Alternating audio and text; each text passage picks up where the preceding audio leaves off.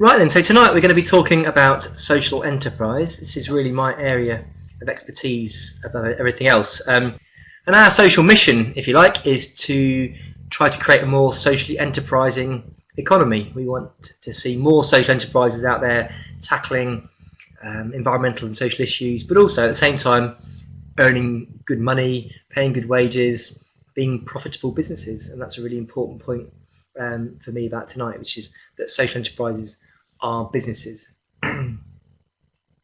So what we're going to go through today is we're going to look at some examples, sort of famous ones you will have heard of and not so famous ones. We'll look at how they work and some of the key features, the defining features of a social enterprise, and hopefully at the end of this you'll have a better understanding of the terms, what they mean, different types of social enterprises, and how they affect society at large, and particularly in the healthcare sector. Lots and lots of very good examples of large and small healthcare and social care based social enterprises. So we'll have a quick look at some of those as well. So what is social enterprise? Anyone want to hazard a guess? Have a go. Write some definitions if you like in the chat box. That'd be great. One important point to note is that there's no legal definition of what a social enterprise is. I've always thought it's just a way of doing business. It's much more about the motivations of the business owners and the stakeholders than anything else. But it's a really important point to take today. There's no legal definition of a social enterprise. So around a business that returns profit to the people it serves. Annie, charitable. They can be charitable, yes. Not always, but we are going to look at that in a minute. We've got some examples that are charities and some that are not. But charities can be one form of social enterprise. So some of the technical definitions I've seen, and I'm quoting here from Wikipedia. I don't advise that you quote from Wikipedia as an academic, which I think I said before, but I quite like the definition. A social enterprise is an organisation that applies commercial strategies to maximise improvements in human and environmental well-being.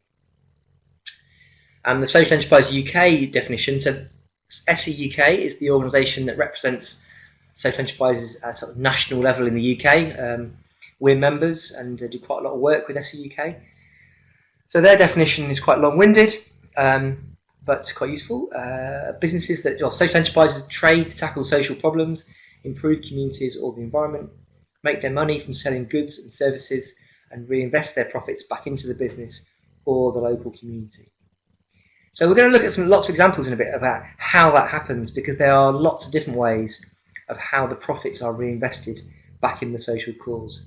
But it's kind of it's an important set of kind of conditions, and there's lots of issues there, isn't there? Sort of nuances in, what's kind of majority of this, what's kind of they principally reinvest their profits, or what does improving communities and the environment actually even mean, and how do we prove that? I simplify that as best I can with this phrase, which is I think social enterprises are just simply businesses with a good cause. What's different from a normal business that may also state it's got a good cause is that a social enterprise dedicates its profits and its work towards achieving that good cause in some way. Whereas for many businesses, things like corporate and social responsibility add a good cause to their business, but it's not essential. It's more of an additional extra. Although you're seeing an emerging class of businesses which are what I would call ethical private businesses. And again, we'll look at that in more detail in a minute. So what are the kind of features you might see in a social enterprise? Well, I've got this idea here which is I call it the double triple lock. So in the governance of a social enterprise, or the DNA of a company, it would be its articles of association or its constitution, its set of rules, you normally expect to see two of these things and possibly three. So one is some kind of lock on the social mission. So it will state somewhere in the governing documents of the business what that mission is, be it social, environmental, community, whether it's about working with, for example, for my business, a community of interest, of social entrepreneurs, whether it's disabled people or homeless people or young people. There's normally an explicit statement of what that mission of the business is. There's also, very importantly, a statement about what happens to profits in the business.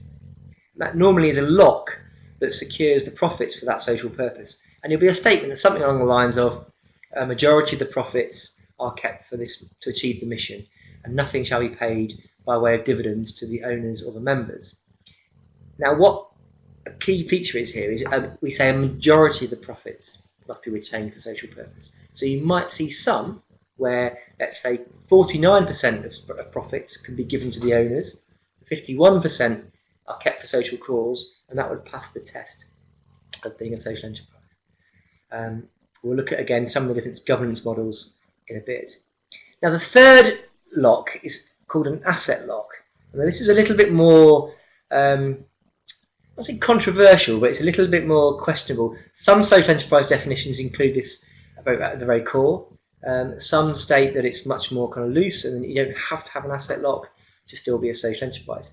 The principal feature is that there's a lock on the assets of the social enterprise or the business defined in their governance, which means that any assets the company has have to be perpetuated for that good cause. So if the company closed down, they would be given to another good cause. So a charitable dissolution clause is a good example of that. It's a gold standard asset lock. If the charity closes down, any assets are passed over to another similar charity. And again, a community interest company like our business has a gold standard asset lock. If we close down, anything left over would go to a similar cause. But some definitions of social enterprise don't include the asset lock, so that's why I call it the double triple lock. That absolutely mission and profits are core, assets are a possible extra lock you might see. But again, key thing is they are written into the governance documents of the business. Way of defining social enterprise is this. It's called the social enterprise mark. I don't know if you've ever seen this badge. Let me know if you have. But if you haven't seen it, this was an attempt to put some specific criteria on what a social enterprise might look like. So yeah, I'm not surprised you've not seen it. It's not hugely common yet. I mean, it's been around for a while, for about 6 or 7 years. And I guess if you think about the journey of fair trade took quite a long time before it passed from the margins into the mainstream. This was an attempt to put some specific features on. So the mark has a set of criteria, and any business can apply for this mark, and they will assess you to see if you can get this badge.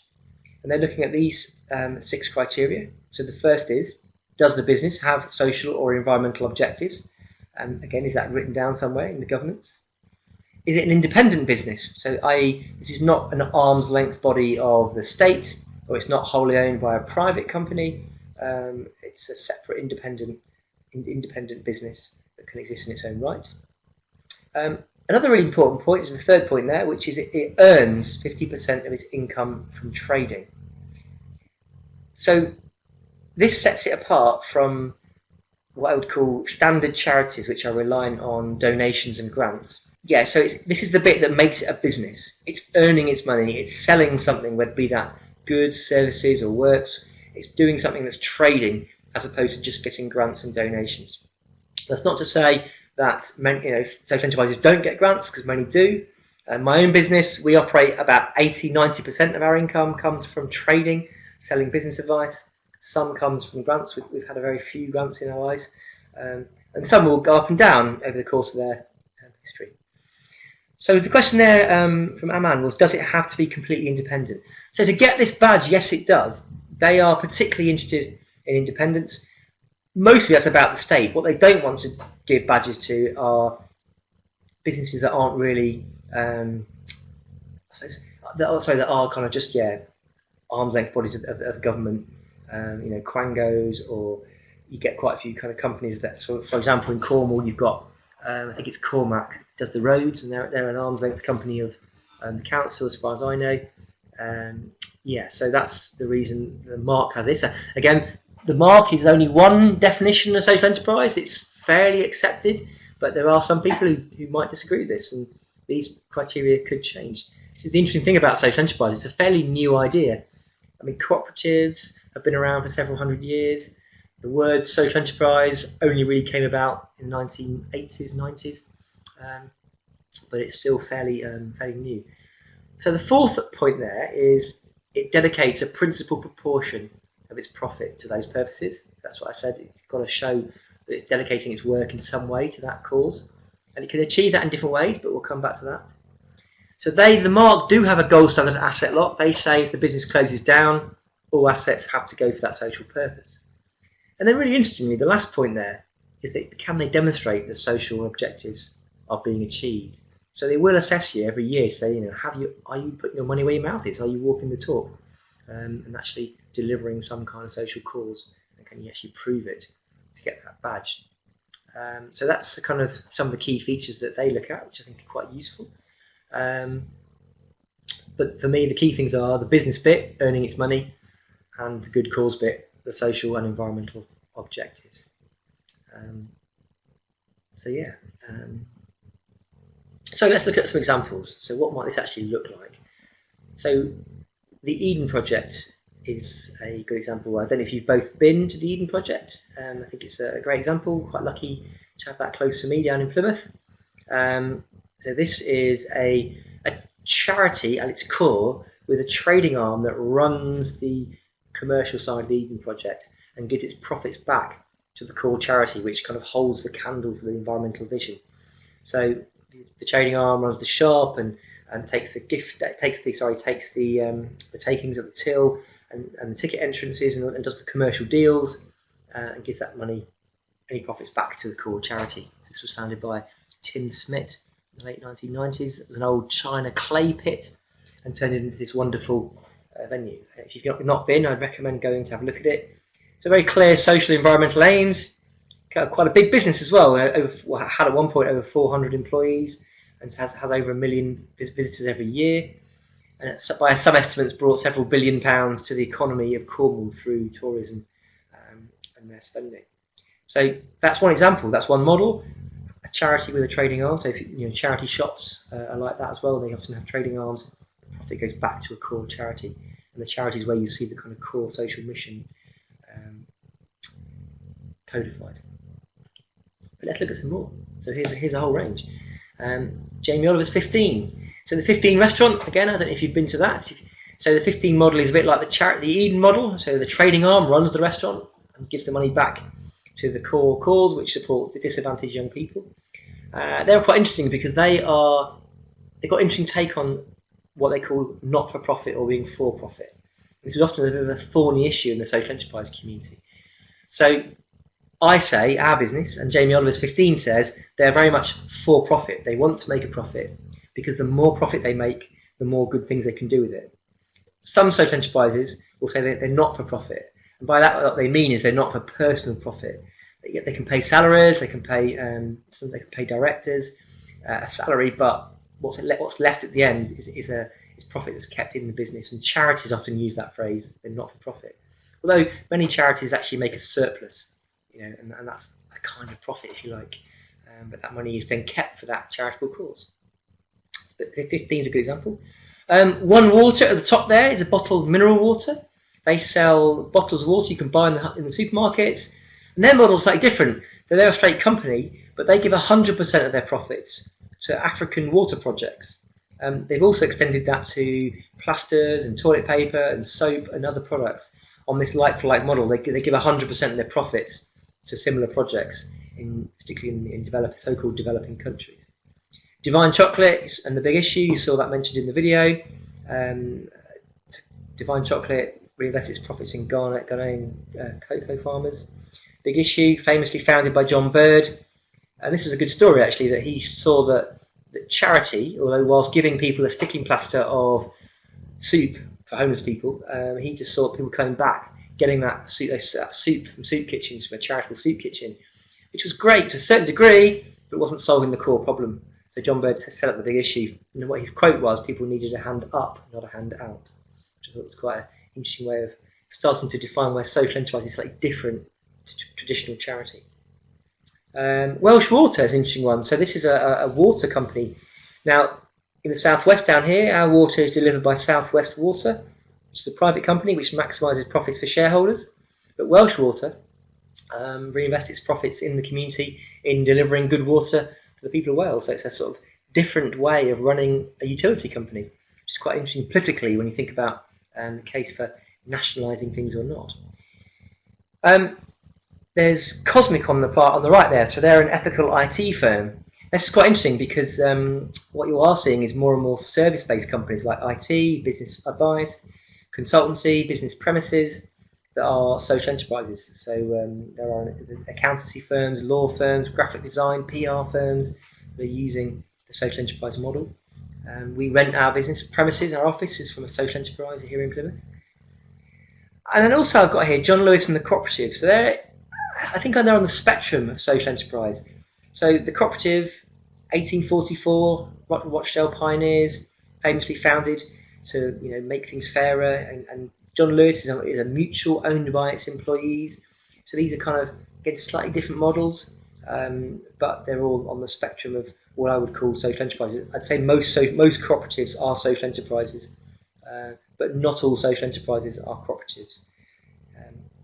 Cafe Direct as well, another sort of fair trade model. So here's another one. This is called Elvis and Cress. So Elvis and Cressy's got a really interesting idea. They saw these fire hoses. Oh, of course, sorry, I've given it away.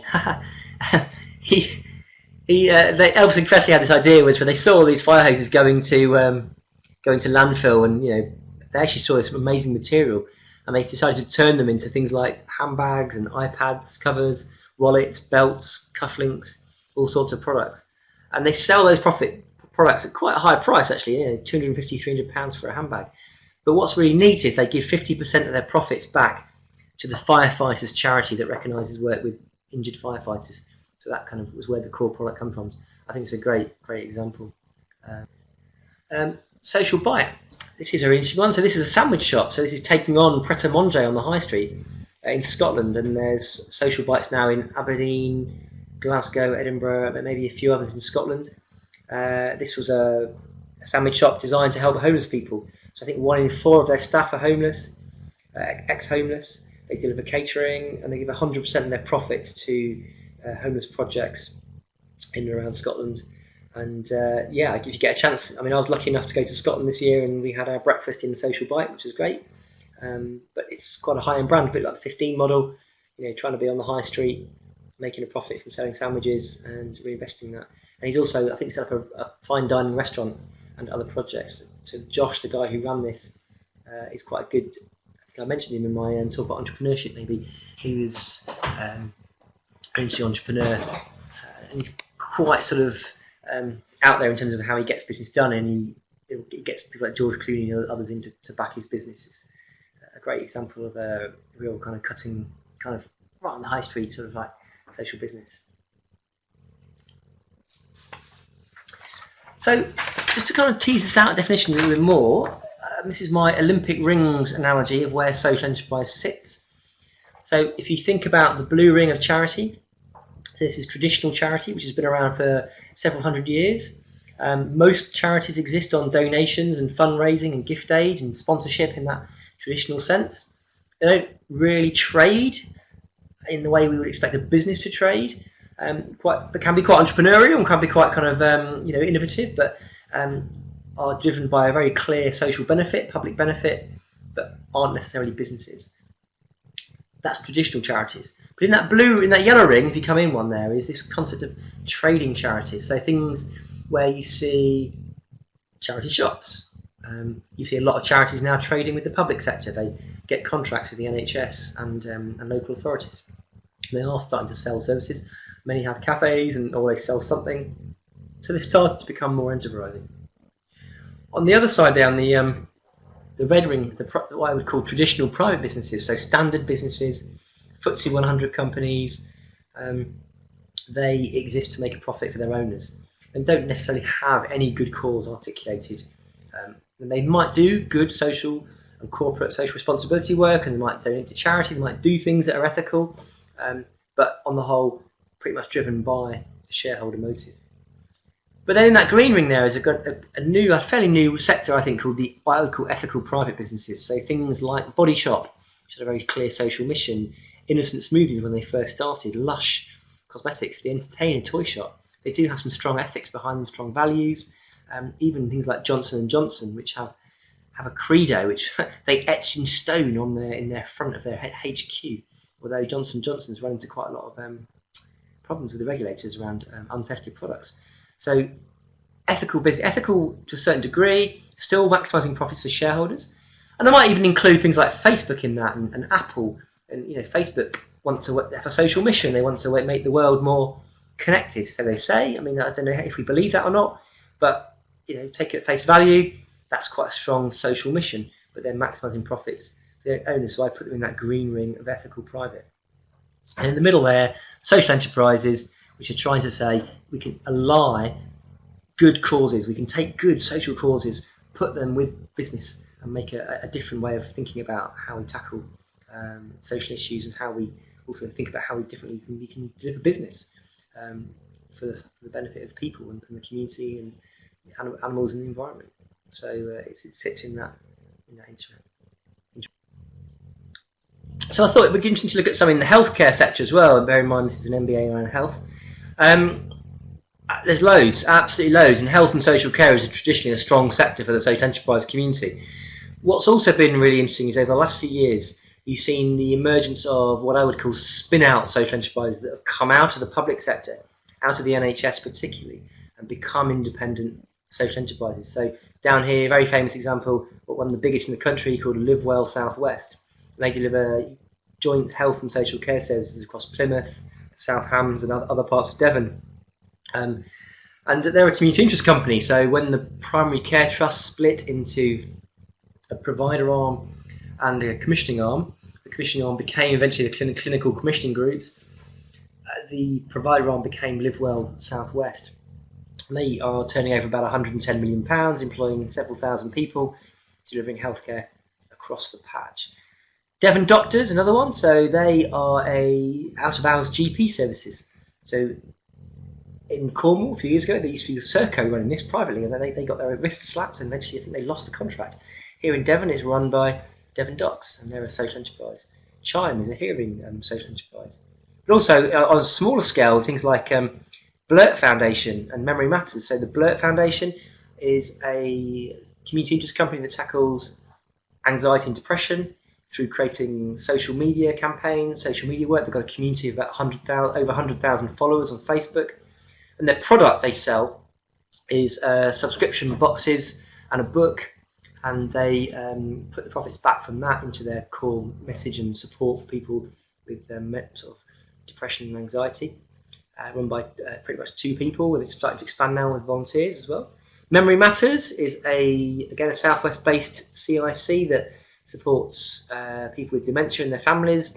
They sell services on commission to public health and councils. They sell direct to the public who come to their memory activity days and pay a fee for that. They also now have a cafe in Plymouth, right in the heart of Plymouth Centre, where they reinvest all their profits in tackling dementia projects. And Simply Counselling organisation, providing here sort of big healthcare providers in Brighton and elsewhere. Smile Together is another one. It's an interesting one in Cornwall. So this is a dental company, community dental company, and they're actually a community interest company limited by shares, where all the staff, if they want to, can have a share in that business. So the company is owned by the employees, is locked in for social purpose, and those employees have a stake, have a vote on the big issues at the end of the year. They appoint them the directors. They also appoint a staff director to that team to try and engage at the director level. So it's quite an interesting model, actually, quite not very common actually that you see many share-based community interest companies like that. So I think it's really great to have that right on our doorsteps. Yeah, so lots of examples, and there's many more out there you could find if you just Google it: health, social care, health and social enterprises, supporting all sorts of areas. Also, quite politically controversial maybe hard, politically interesting space right now, because on one side you've got Labour and Jeremy Corbyn seemingly taking things more down a nationalisation route, which would nationalise all these organisations, and on the other side you've got people going more down a very fundamental market profit-driven approach. Yet social enterprise somewhere in the middle, saying actually we can deliver in a private enterprise way, but deliver for the benefit of people, not putting profits above that. So I think this is quite politically interesting times for some of these big social enterprises, particularly the big healthcare and the big utility social enterprises. And Also, some key facts and figures. So we saw in the video about 70 to 80,000 in the UK. By some definitions, I think there's now 1 in 5 businesses or startups are social enterprises. Also, some stats that social enterprises are more innovative and more profitable than standard businesses. They're also much more diverse, with at least 45% of the senior managers are women compared to 13% in FTSE 100 companies.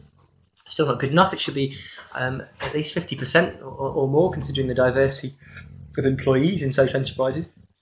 And nearly a third have people from black and minority ethnic communities in senior positions. So on that sort of score, again, much more diverse than mainstream businesses. The social enterprises are far more likely to pay the living wage compared to standard private businesses as well. So it's quite interesting. We're doing quite a lot of work on the inclusive growth in the economy. How do we grow the economy in a more inclusive way? And for me, social enterprise is a golden opportunity to achieve productive, inclusive growth, because they're much more likely to be working where we need them, in areas where businesses needed to make a difference, employing women, employing disadvantaged people, and paying them fairly as well. So let's look at some of the actual forms and structures that social enterprise takes. I won't go into the technical details of this too much, but suffice it to say there are a range of different legal structures, which if you think in the private sector is no different. A private business can be a sole trader, a partnership, a limited liability partnership, a PLC, a company, all sorts of different models. So a social enterprise is no different in that sense as a sector. But you'll see these are the most common forms. So a community interest company is one type. You might hear that called, so you might hear that being defined as a CIC or a KIC. That's a specific type of business. We'll look at the actual ins and outs of these in the next couple of slides, just to gloss over them here. Registered societies, and this is a more long-standing form. So back to CICs, they've been around since 2005. There's been about 14,000 now on public register, and growing. They're kind of becoming a very easy business model to run a social enterprise through. They're very quick and easy to set up, and quite easy to run compared to charities. Registered societies, so that includes things like credit unions, quite a lot of cooperatives, community benefit societies, a lot of community pubs and shops run as registered societies. I said earlier on that standard companies can be social enterprises. They can be, but they do need to have some additional features in their governance. So a standard company would need to write into its articles of association some kind of statement about its social mission and what happens to profits to prove it was a social enterprise. Charities, charities can be social enterprises. So the standard charitable model of a company or a trust, often they're not, but they can be if they start selling services or they trade with the public sector, and some of them have trading arms as well. Co-ops, mutuals, different models again. So some co-ops can be CICs and companies, some co-ops can be registered societies. It gets a bit complicated. And PLCs, there's a handful of PLCs that are social enterprises, not many, but you might see more of those starting to emerge. When I do this talk to startup entrepreneurs, we go into the pros and cons of the different models in more detail. I'm just going to quickly talk about those here. So CICs are standard companies, but have 2 very key features. They have an asset lock, which protects the assets for social purpose. And also, when you register a CIC, you have to pass what's called the community interest test, which means is what you're doing as a business in the interests of the community that you're serving.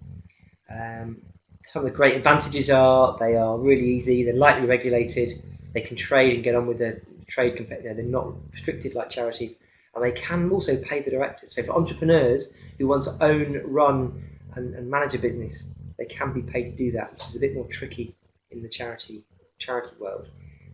But on the downside is they don't get the tax breaks that charities get.